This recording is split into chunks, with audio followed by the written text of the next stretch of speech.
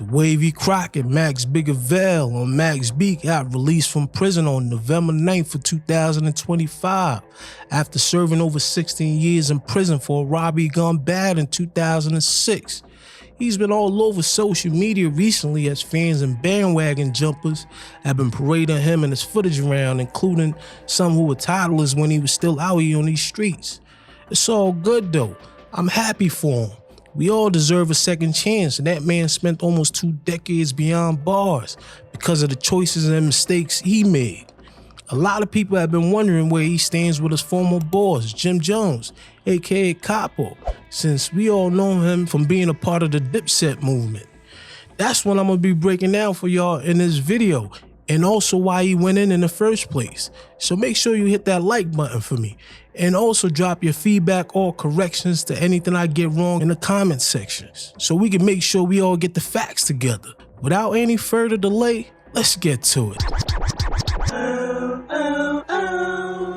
So if you've been living outside the social media ecosystem and don't know who Max B is, let me give you a quick rundown. Max B, real name Charlie Wingate, was a former Byrdgang member under Jim Jones. In early 2005, after he was released from his first bid, that's when he started running with Jim, guesting on the lead single Baby Girl off of Jim's second album, Harlem, The Diary of a Summer in 2005. Now, Willie, you could come try kill me. You still riding that 5, you could get hung how silly you. Baby girl, you tryna be that with the dipset. He was all over that album, including on tracks G's Up, Hoes Down, and another track I'm not too sure about the name. He also had songwriting credits on others. At this point, Jim was out here building a street team, and he then taps a young talented artist named Stack Bundles out of Far Rockaway in 2006. Stack Bundles was already hot in the streets with his DJ Clue mixtape, which brought a balance to the dipset movement and also made me pay more attention to them because I wasn't really supposed to be listening to them guys on that side at that point in my life with the type of shit I was on. Max B and Stack Bundles both paired well together on mixtape that was dropping underground, so I took a liking to him. Max was already fire underground, but I knew he was gonna blow when I heard him on Camron's diss song towards Jay-Z. You gotta hate us the way we getting this paper. All my niggas that come straight for minimum wages. Niggas dick riding the dip steady trying to play us. They trying to spray us. But Ferraris, we got them in flavors. Dipset, we them 40 if niggas, we choke the guns. Dipset. When I heard that song, I was like, yo, son got that hit about him. He had the street melodies. The only other person who could really flow on choruses like that was 50 Cent. That's when I started hitting the bootlegger spots on Mott Avenue when I was bouncing back and forth between Jersey and Far Rockaway. I gotta get me some Byrdgang mixtapes that had Max B on it, along with Stack Bundles. In my opinion, I'm sure most will agree, those two were the best out of the whole camp. Stack Bundles unfortunately lost his life in June of 2007 before he could reach the stardom. I'll get into more info about him on another video. Max B was from Camron's old building, and he was always in and out of jail before he started rapping. Cam never really saw the potential in him, but Jim did, as he was putting together his roster. One thing I'll give Jim credit for was that he knew how to recruit, and he had a whole bunch of foot soldiers out here. Just keeping them 100, man. I wasn't even supposed to be listening to them niggas on that red wave, but I did anyways. Stack Bundles was the main reason I even gave them guys some play, since he wasn't from that side, and he kept it neutral. Jim had Max B, a young Stack Bundles, and Mel Murda, who was Mel Matrix at the time. Max was dropping choruses on a few of Jim's songs. Max B also appeared on Members of Byrdgang, M.O.B. in 2006. Max B was like the underground Drake of my generation, as he could rap and sing those melodies that were hitting big. In September of 2006 is when he caught his case, which I'll break down more details about the specifics later on in the video. That's when he really started flooding the mixtape circuit, working with producers Dane Grease, and then linking up with French Montana. When he was arrested and charged for that botched robbery in Jersey, his bail was set at $2 million. Prior to him getting booked, he had worked on Jim's third album, Hustler's Poem, co-writing one of Jim's biggest hits, We Fly High, that dominated the airwaves late summer of 2006. 346,000 on one song. That's just on Fly High. 346,000 spins? Yeah. Imagine if they counted BBS off of this shit. 16. We needed ourselves because I have an artist. Yeah, we fly high. I told you. My man, We fly high, man. Record time is cold. I love it. What's that? Ballin'! Max B gets locked up right after and couldn't really enjoy the success of Jim's album that he had helped create. Jim is riding high off that wave, and Max B's sitting behind bars, and the tensions are starting to rise a bit, but it's still being kept under wraps. Other rappers are starting to chime in now, including 50 Cent, who said he will put up $4 million for Max B. He might have just been talking, but that was out there. French Montana was also getting close to him while he was waiting for that bail. He actually spent a good 10 months in Byrdgang County before he was bailed out. See, when a nigga sit in jail that long and you out here enjoying the fruits of his labor, it's always gonna be bad blood and resentment in that situation. So his bail was $2 million. His manager put up property valuing $1 million, and then the rest, the $1 million, was secured with a 10% bond from Jim. Jim put up maybe 90 to 100,000 in that situation, which I feel he had to do since other rappers were now starting to chime in that situation, including Fifth and French. Mind you, Jim's album was already doing good, and Max B was all over that. So that should have been automatic from what he was owed.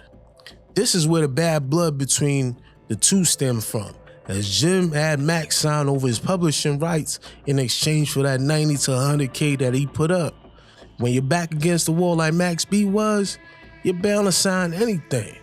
Take it how you see it. Jim played a shark in that situation. Instead of being a friend, he took advantage of the situation, seeing that Max B was blown up in the streets, even while being incarcerated. So I need a pack of Newports and all that. Yo, holla at your boy.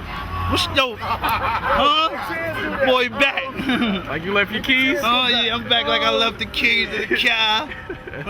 Daddy used to style. Bigger Bell, Boss Dawn, back.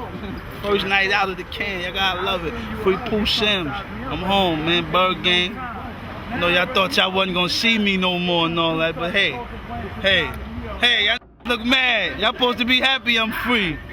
Y'all act like y'all wanted me to stay in jail. Busted.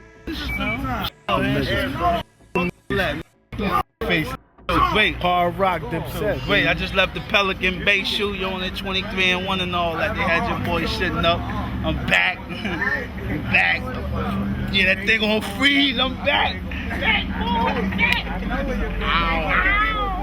Max B gets bailed out and was back out in the streets in July of 2007.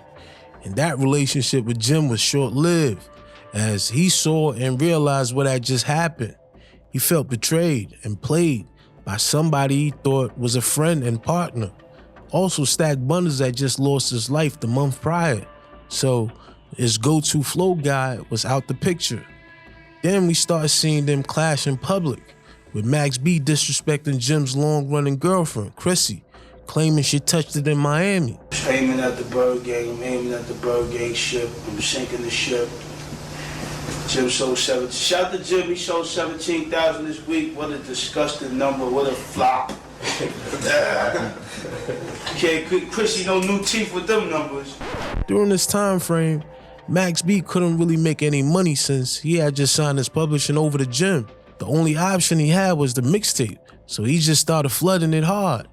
He made some of the dopest tracks during this time period, and he also linked up with French Montana on that Coke Boy wave.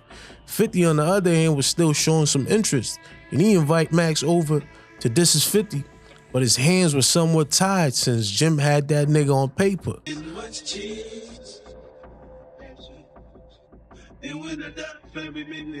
Max Machiavelli combinations, the big Jigger, the Machiavelli all in one formula. Max Machiavelli, the $1 Million Baby, the Boss Dawn, biggest sensation, the Wave King, the Silver Surfer, the Prince of Tides, Wavy Crockett, flow, we had all them in the frames. Is that a bitch? Yeah, nigga. When I came home from my own, I maxed out in 05, came home January, bought him a CD. He told me you can get it in there in that loop. That week I was recording on Jim's second album.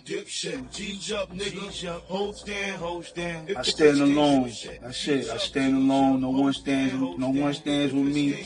I don't like to be compared to nobody. Like, you can't compare me to nobody because I sound like nobody. Put him in the brackets with the greats because he's authentic.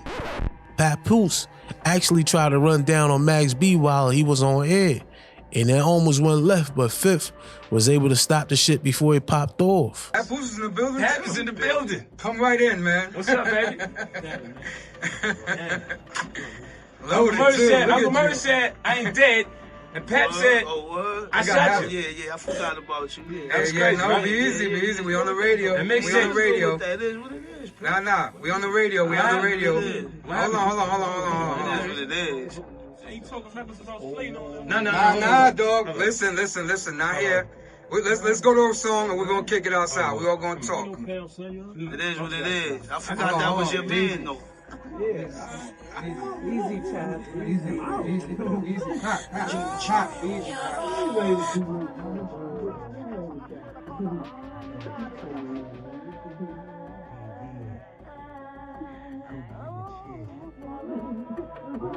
Let's get into the specifics about the case.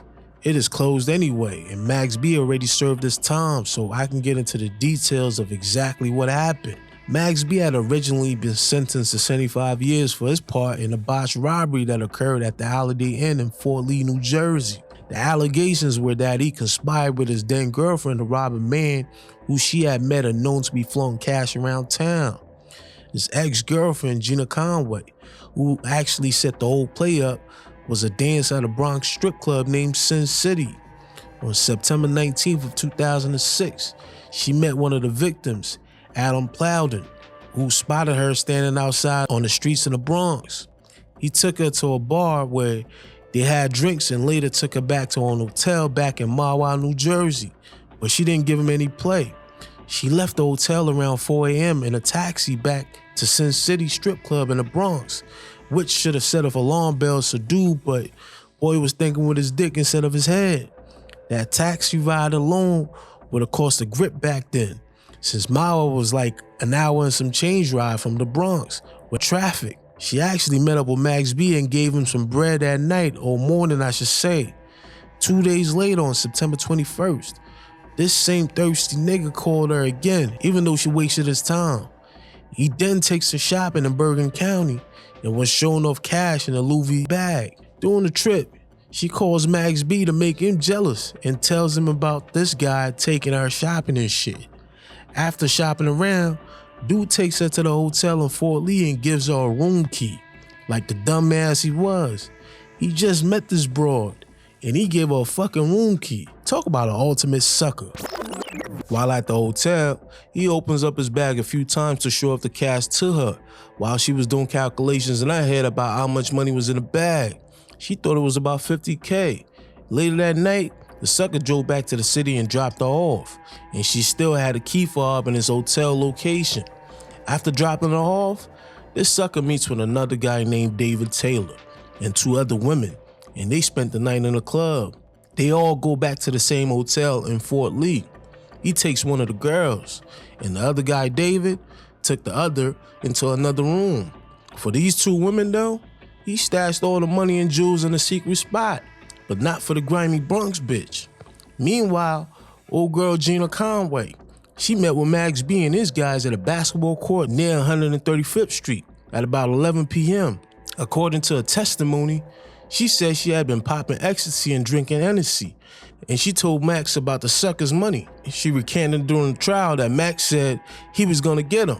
Max asked for his location, and she said she responded that he was probably in a club somewhere in the city, and she also told him where he was staying at. Max B calls his stepbrother, Kelvin Leadham, and tells Gina to get him to where old boy was staying in Jersey. Both Kevin and Gina hopped in a taxi that Max called for them, and they made their way to Fort Lee, New Jersey.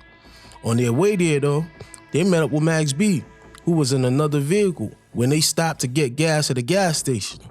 Max drove off, and the two proceeded along the way, and they actually went to 2 other Holiday Inns by mistake before getting to the real location at around 4:30 a.m. She confirmed the location when she spotted his vehicle parked outside. Old boy was sleeping in the room while the chick he had in there was taking a shower. The other dude, David, was in another room with the other chick. Gina and Max's half-brother, Kelvin, told the taxi to wait outside for them, and they both proceeded to the room. On their way to the room, Kelvin put on gloves, took out duct tape from his pockets, and pulled out the strap.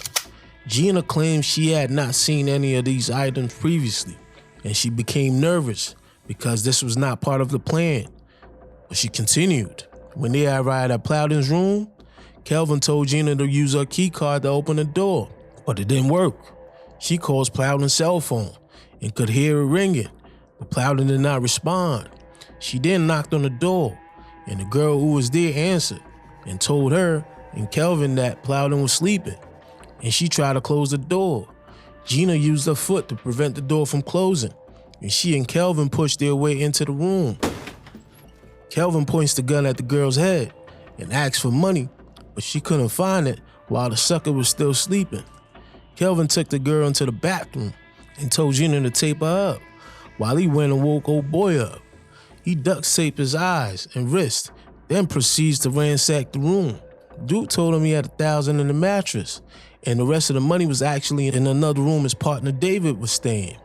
With a gun pointed to his head, he called his partner David to come up to the room. David, not knowing he was about to walk into a death trap, knocked on the door a few minutes later while Kelvin was beyond the door with a gun. David enters the room, and the gun was pointed right at his face, and he attempted to grab it, but it failed as the gun discharged, blowing off his 2 fingers and striking him dead in his face. Both Gina and Kelvin then proceeded with the robbery, taking a watch, car keys, laptop, new clothes son had bought the day before, and $800 out of David's pockets, who was lying dead in a pool of blood. Gina and Kelvin then tried to go to David's room for the rest of the cash, but a boy managed to get off his tape and ran after them, grabbing Gina. She screamed, and Kelvin heard it and pointed the gun at him but didn't fire. They aborted the mission and went back to the taxi with a little bit of shit that they got and headed back to the Bronx. Gina goes to the club, then to one of the bouncers she was fucking with's apartment in Bloomfield, New Jersey, where she left the items she has taken from the spot. This might have saved Max B in the long run because his defense argued that he never got anything from the robbery, and she was playing foul anyway. She didn't go straight to him after the shit was over. She went to work in another nigga's crib. Through some investigations and interviews with the dude back at the hotel, he gave them Gina's name and the club she was at. They found a bouncer and searched his apartment, where they found the items that was taken, and she ended up implicating Max B and his stepbrother. The dude ended up being charged as being part of a multi-million-dollar mortgage fraud ring after police found the laptop and cash he was trying to sneak out of the hotel before they got there. They picked the wrong county in Jersey to commit a robbery. Byrdgang County do not play. There's a lot of money out there, and the police have some of the best resources in the country. They will smoke you for the littlest shit. They arrested Max B along with his stepbrother after Gina gave statements to investigators. Long story short, 3 years later in 2009, Max B was convicted of felony murder, kidnapping, and armed robbery, among several offenses, and sentenced to 75 years for his role, even though he wasn't even present at the scene.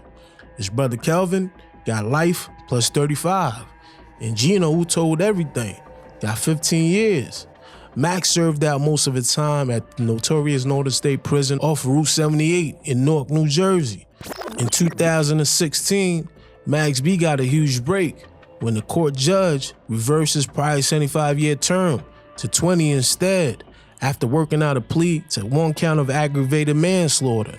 The reversal by the courts was the result of a motion for post-conviction relief that Max B's defense team filed in 2014. They argue that Max B's previous attorney, Jerry Saludi, had a conflict of interest when he advised Max prior to his trial to reject a 10-year plea deal and take the case to the front of a jury. Not only was Saludi acting as Max B criminal defense attorney at the time, they showed that he was also his manager and entertainment lawyer, which is a conflict of interest, and the judge agreed, given that Saludi had been suspended from practicing law twice since that trial, and he's still currently barred from practicing law. So whatever Wack 100 is saying or claiming is just outright noise that people like him who are obsessed with outing who's snitching are just making. It's public record, man. Just Google this shit.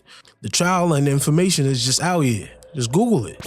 Fast forward now, Max B is home, and Jim is out here doing podcasts and don't seem to want to bury the hatchet with him. Because when Maino asked him on one of the episodes, he said, next question. Max B out here right now getting close to French Montana. He's all jeweled up and married, catching up on lost times. Maybe someday, both him and Jim will be able to sit down or have a face-to-face conversation to hash things out. Who knows? Egos be a motherfucker and negativity spread faster, so let me know in the comments, man. What do y'all think was wrong in that situation? And also chime in, what do y'all think Max B's next move should be? It's on Now TV, man. I'm checking out. Peace.